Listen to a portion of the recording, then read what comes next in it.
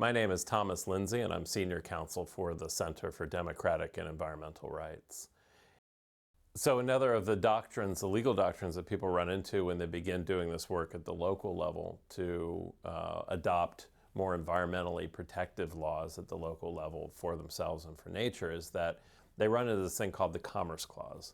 The Commerce Clause under the U.S. Constitution, it's just a couple of words, that state that only the federal government has the power to regulate interstate commerce.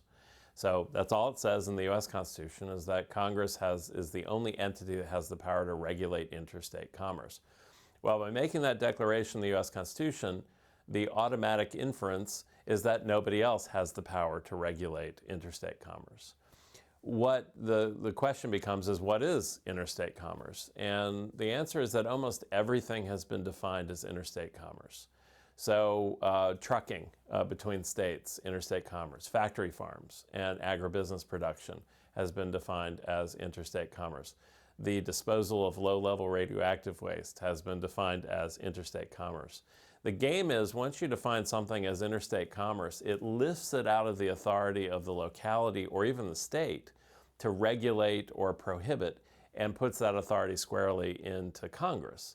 So the game with the lawyers and the corporate law firms over the past 40 years has been, how do we define this as interstate commerce? So fracking for natural gas, interstate commerce, because it has an impact on energy production across the United States, and therefore it's interstate, along with most forms of food production, including the factory farms and other forms of food production in the United States.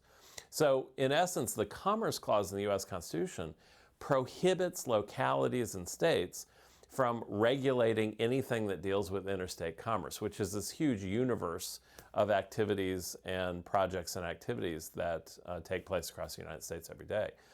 How does it work? Well, it works mostly when localities pass certain laws that protect the environment, or that ban fracking or factory farms or toxic waste landfills, or any of these range of projects that communities run up against every day. That the challenge comes not from the state or from the federal government. The challenge comes from a corporation that's affected by the laws that the locality, people within the cities, towns, villages at the local level are trying to adopt. And if they attempt to adopt that law, what happens next is the corporation comes in and threatens the elected officials within that community that if they pass the law, that they're acting illegally and unconstitutionally because they're attempting to regulate interstate commerce, a power that they don't have at the local level. In practice, it looks like this. Many years ago in the state of Virginia, they attempted to ban out-of-state waste from coming in and filling up their landfills. They had this radical notion that they wanted their own garbage to fill up their own landfills and not be prematurely filled by waste coming from out of the state of Virginia. Virginia was sued by the waste haulers, who contended that they lacked the authority to ban out-of-state waste because banning out-of-state waste constituted interstate commerce, and therefore they were regulating interstate commerce by attempting to ban out-of-state waste. In Pennsylvania, the same situation happened with sewage sludge being shipped in from other places to be disposed of in the state. Localities attempted to place restrictions on the land application or the dumping of sewage sludge, and because sewage sludge has been deemed to be part of this interstate waste disposal system that is interstate commerce, that the localities were sued by some of the largest sludge haulers in the United States, contending that the locality didn't have the authority to adopt laws banning or regulating the land disposal of sewage sludge.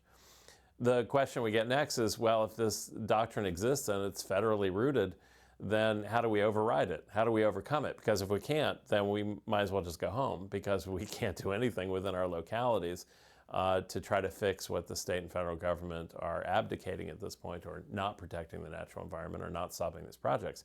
And the answer is that there is a federal constitutional right of local community self-government found throughout the U.S. constitutional strand, the American Revolution, our history as a country, about people having the right to govern themselves within their communities, to stop threats to their health, safety, and welfare, basically to take care of themselves, to take care of their own health, safety, and welfare from those threats. And lawyers and courts are picking up this strand of the last 150 years of jurisprudence in which courts used to hold routinely that people had a right of local community self-government within their community, and that things like Commerce Clause protections couldn't override that right as exercised at the local level. So that's another way in which another side of the box comes into play when you attempt to do something at the local level to protect your natural environment and also your own civil and constitutional rights within your community.